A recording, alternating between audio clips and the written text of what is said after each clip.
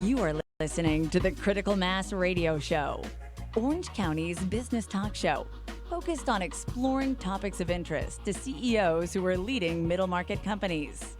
With your host, Richard Franzi. And welcome to this edition of Critical Mass Radio Show and Podcast. I am your host, Richard Franzi, and this is podcast episode number 1212 and interview number 1526. We've been on the air since 2009, and we're the longest-running business podcast in Orange County, California, empowering every person to be a force for good. GIVSUM is working to change the world and inspire others to do the same.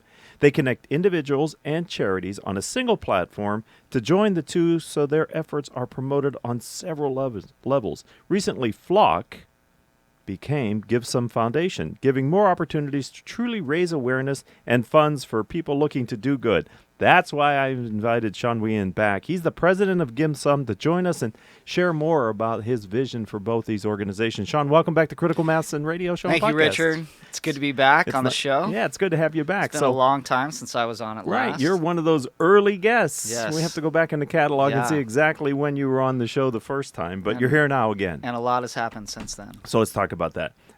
Why don't you tell a little bit about your path to this organization, GIVSUM and GIVSUM Foundation, please? So years ago, last time we talked, we were discussing future leaders of our community, Flock. And I had started that with a group of friends with the idea of matching young professionals with local nonprofits, getting on boards and committees, helping them do that. What we discovered right out of the gate, this is 2009, 2010, was that everybody was getting on this thing called social media, Facebook, Twitter, what has now become Instagram. And we were asking ourselves the question as we were out there volunteering, getting people to engage with their community. Hey, where is the philanthropic social media for philanthropy? You know, where is the place where I can track all my philanthropic dollars, all my volunteer time, all my engagement with golf tournaments and galas and various different charitable activities out there? Where do I track it all? How do I inspire other people to be giving more as they're doing their month in, month out giving? And there wasn't anything for us. So we decided that we would start building it. So future leader of our community, some of the early founders, we started building a tech company because we wanted a way to track our philanthropy. Okay. And we started building a company called GIVSUM, which stands for Giving Summary.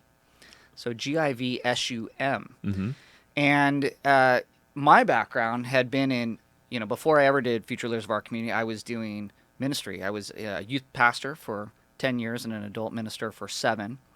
So I had this ministry background. I had started this nonprofit, Flock, and then all of a sudden I was having to learn everything about technology.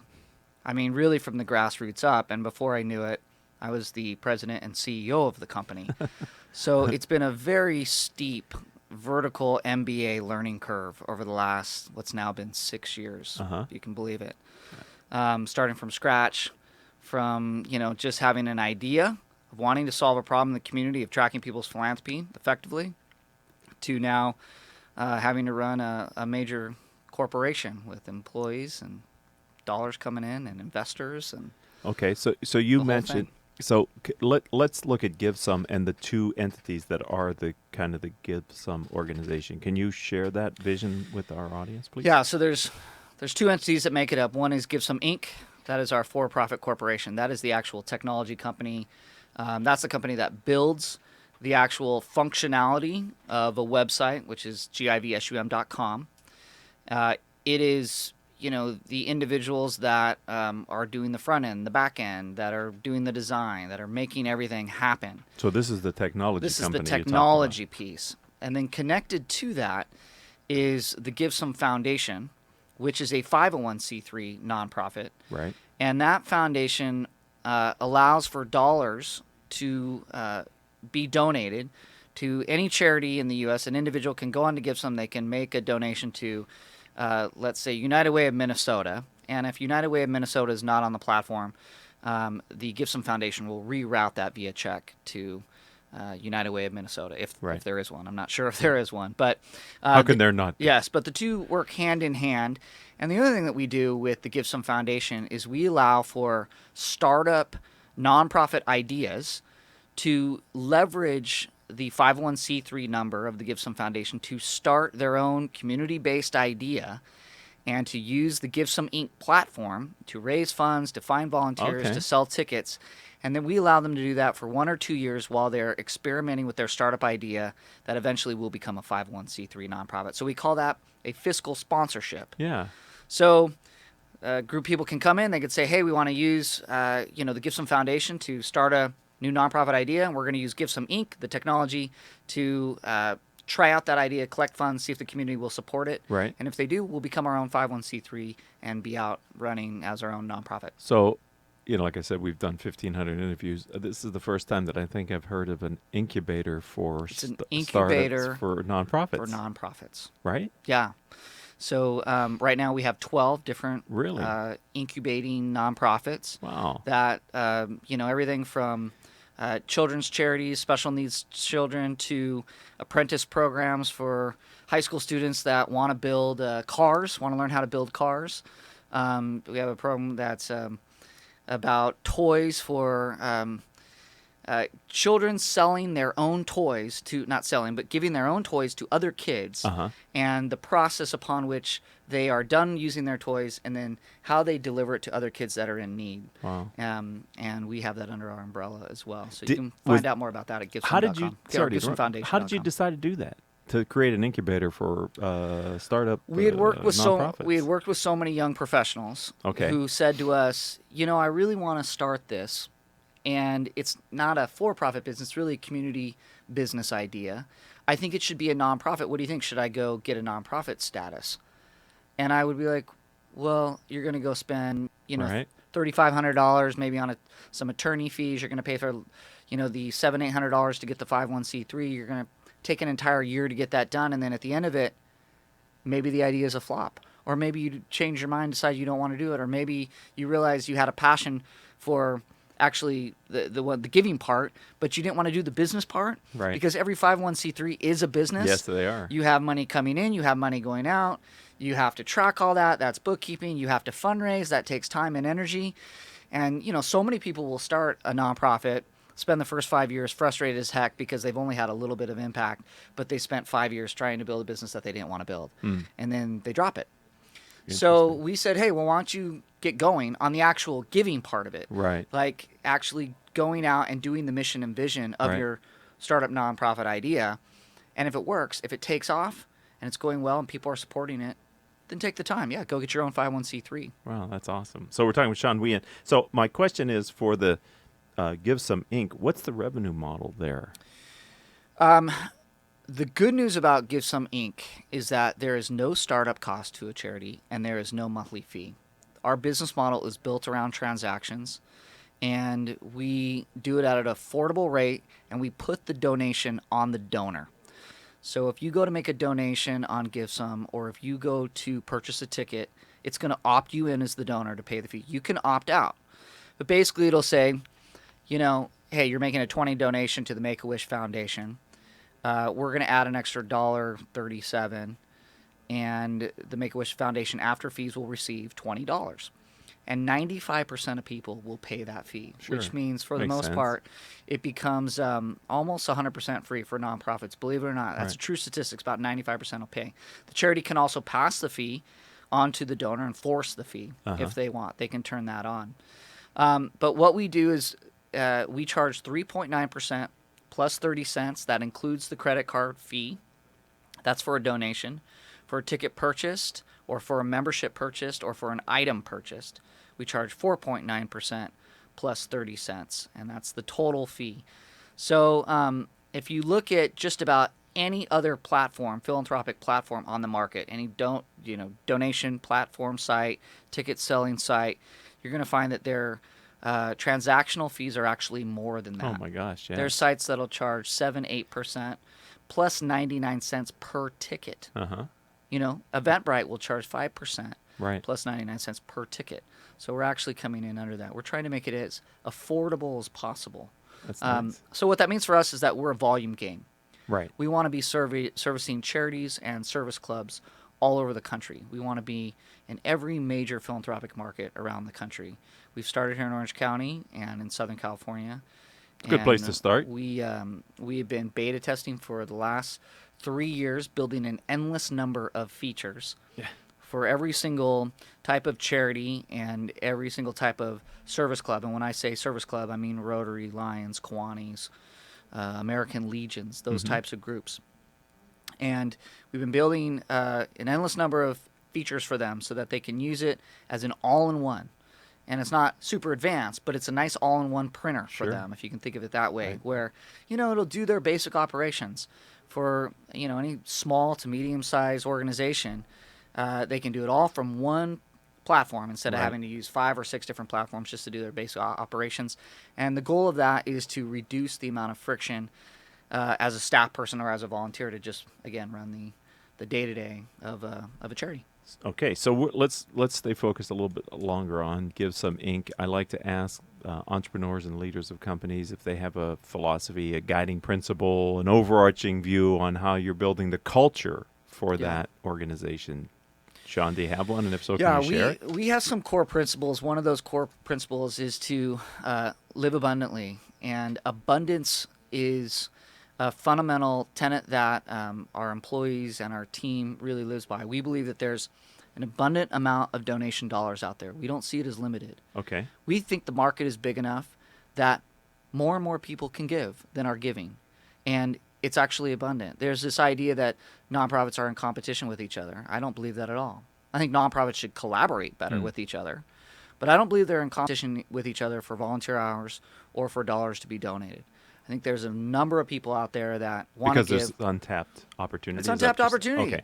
Most people give because somebody asked them to give. Or their awareness changes. A lot of people don't give, not because they don't want to give, because maybe they don't know where to give, or they don't know who to give to effectively, or they just don't have the right network that is putting them in the right place to give. Right. So abundance is our fundamental thing. When we go out and we fundraise for our company ourselves, we're bringing on investors to help us build the technology platform. We see that there's an abundance of investors out there. There's not a limited number. There's an abundance of dollars that we can bring in to build this company. When we talk to our nonprofits and service clubs, we say there's an abundance of people that you could have engaged with your organization. And if you have a limited mindset, then you will approach the market with a limited idea that, there's only so many people that are going to support my cause. We just don't believe that. We believe that that you can go after it, that it's there, and that if you stay tenacious to it, you will find a lot of people that will support your mission vision. When you do interviews to bring people on to the for-profit side, how do you test if they fit that culture of abundance? You mean when we're bringing them on to our team, do they fit our culture? Yeah. How do you make sure you're bringing people in who have that mindset? There's a couple key indicators. First of all, basically, right out of the gate, I'll ask them, hey, have you ever done any volunteer work? You ever supported a charity? You ever attended a golf tournament or a gala? You ever done anything outside of yourself? I mean, that's always, if you're going to work for a technology company that supports the 501c3 and 501c4 community, like, you not having done anything probably isn't the right spot for you. So that's the first thing. The second thing is, what have you done in your life that has proven some level of abundance and some level of success? In other words, have you ever raised money? You ever done a campaign for anybody, and ever helped somebody go after something that they had a vision or a dream for, and you played a role in that, played a part in that, and how did you go about that? And anytime you try to get something that you don't have, you have to have some abundance idea that it's out there somewhere.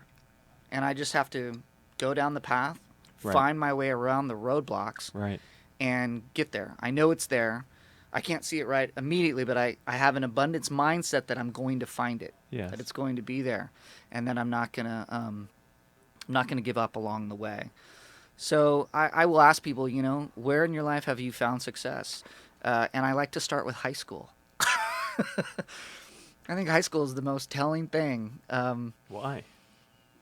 Because I think that's where we start training ourselves. That's where our habits are formed. I was a youth minister for 10 years, and some of my, the best leaders I had in my program were not my adult volunteers. They were my high school volunteers.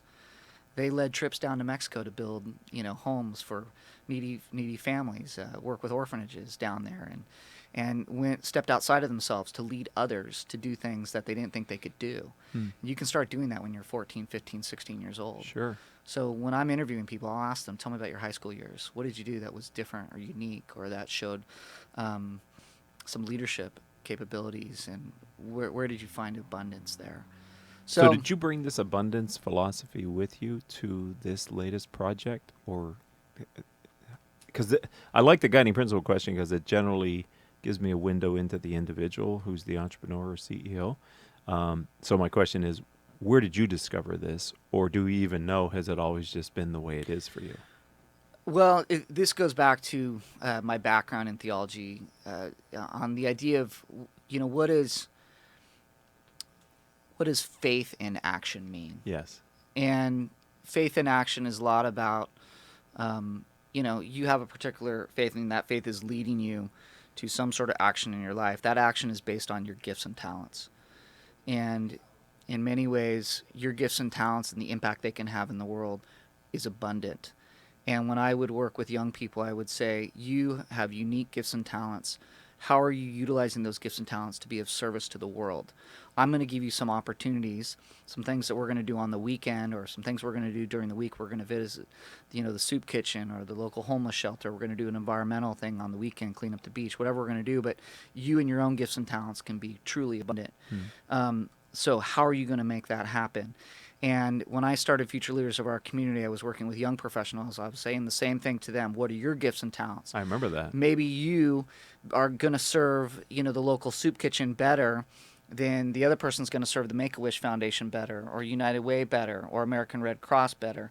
Depending on what your gifts and talents are, you're going to be a better fit for one charity over the other. Right. And the same plays out when we decided to build a technology company. We were saying, how can we build a platform that helps people quickly go into a marketplace of ideas, see all types of things that are going on and ways for them to engage with them. This is what happens on the GIVSUM platform. You log in, you see all sorts of opportunities, and you say to yourself, which one is going to best match my gifts and talents? Right. And how can I give to that? And how will I abundantly be serving that with, the gifts that I have? And so that has been a theme that has played out throughout my life, whether I was, working in programs with students, running a nonprofit with inspiring young professionals to give, or whether a technology like GIVSUM that allows for transformation and for engagement on abundant levels to take place across the country and potentially the world. We have an anchor client with Rotary International, and they operate on an international scale of 35,000 clubs around the world. And those are a lot of people that are inspired to give, and they have an abundant mentality. And we're one by one onboarding Rotary clubs throughout California right now. It's a big task. Our vision is to create a global philanthropic community. And what does that mean? Because my last question is to give people the website for them to see you. But before that is, what's the future of your organization? So we have a few minutes left. Let's go there, Shawn. Our vision is that when you go to the website, we have a new landing page that's going to be launching July 30th. When you go to the website, you're going to see amazing people do amazing things.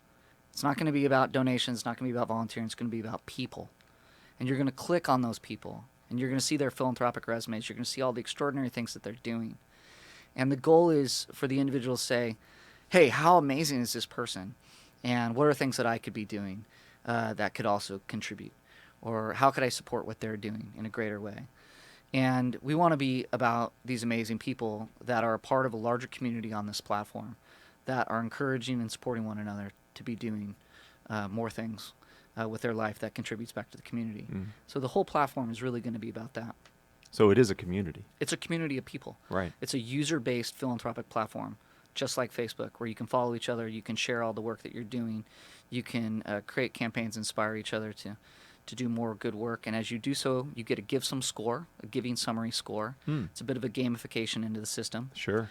And as you donate, volunteer, attend charitable events, your score goes up. As you inspire other people to give, your score goes up. So if you share a campaign on Facebook or Twitter or send it out on an email link, your score goes up. and we want people to have strong scores. A good score is like around 600-700. Okay. So for good deeds, you get a good For score. good deeds, you get a good score, and there's no such thing as a bad score. You could have a score of 5, and you must have done something good to have gotten that. Right. So it's not like there's a negative score. There's no negative score. Okay. Every score is good, and everybody in the community has a score, and everybody can follow and inspire one another on that platform. Okay. So Yep. it's great to have you back on the program after all these years. You've come quite a ways. It's exciting to see what you're doing. How does someone learn more about GiveSum? So they can go to GIVSUM.com. That's GIVSUM.com. No E in there, just GIVSUM.com. They can learn more about the GiveSum Foundation at GIVSUMFoundation.org. Okay. And if somebody's interested in starting a nonprofit, they have a nonprofit idea and would like an incubator period of time of a couple years, they can use us as their fiscal sponsorship for the GiveSum Foundation. If there's a charity or a service club out there that wants to get their platform or wants to get their organization on GiveSum.com, they can log in, find their organization. We have every 501c3 in the U.S. on the platform right now. You simply just claim your organization, and we'll get you started. Well, it has been great to have you on the radio show, and I want to thank you for being a friend. Yeah, hi. We just need Paul to come back in so he can close out the show. Maybe we could have Paul come back in to close out the show. Unfortunately, our engineer walked away from the studio, but that's okay because we were filling the time with Shawn Wehan talking about his two organizations, GiveSum. But, Shawn, really, thank you. We've been together years. It's great to have you back on the program. Yeah, Richard, it's wonderful to be back. Thank you for asking me to be back. Of course. Appreciate it, and look forward to hearing more of your podcast in the coming There you months go. and years. Hope so. I'd like to also thank our engineers. Our engineer, Paul Roberts, who's now back in the studio, and our producers for whom I could not do this show, Joan Park, Crystal Nunley, and our newest producer, Nicole Terry. If you want to connect with me, I would ask you, let's start on LinkedIn. I'm Richard Franzi, Franzi, and until the next show, I hope all of your business decisions will move your company in a positive direction. You have been listening to Critical Mass Radio Show Business Talk Show, focused on exploring topics of interest to CEOs who are leading middle market companies. With your host, Richard Franzi.